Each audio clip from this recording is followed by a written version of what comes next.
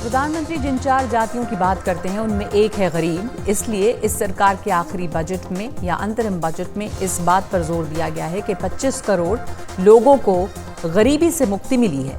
साथ ही किसी के सामने भूखे पेट सोने की नौबत न आए, इसलिए 80 करोड़ लोगों को मुफ्त अनाज देने की योजना जारी रहेगी।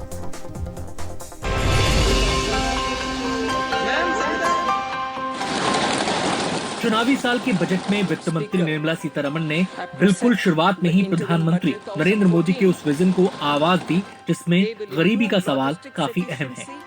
We need to focus on 4 major castes. They are गरीब, महिलाएं, युवा and अन्नदाता. Their needs, their aspirations and their welfare are our highest priority.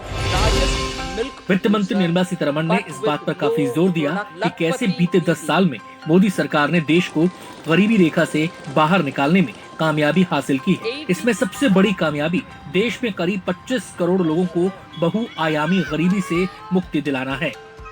In these 10 years, the government has assisted 25 crore people to get freedom from multi-dimensional poverty.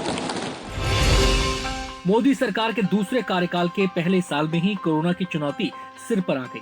उस दौरान सबसे बड़ा खतरा गरीबी रेखा के नीचे ज्यादा लोगों के चले जाने का था, क्योंकि बहुत सारे कामकाज उस दौरान ठप पड़ गए थे। इसलिए उस कोरोना काल में ही मोदी सरकार ने 80 करोड़ लोगों को मुफ्त अनाज देना शुरू किया ताकि किसी को भूखे पेट ना सोना पड़े। बाद में इसको और बढ़ावा दिया गया।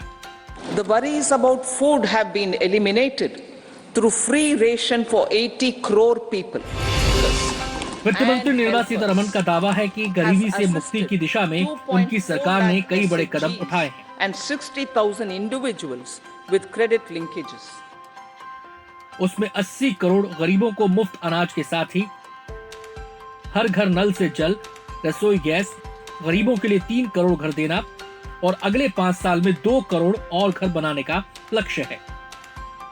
बिजली की समस्या से मुक्ति के लिए 1 करोड़ घरों पर सोलर पैनल भी इसका ही हिस्सा है।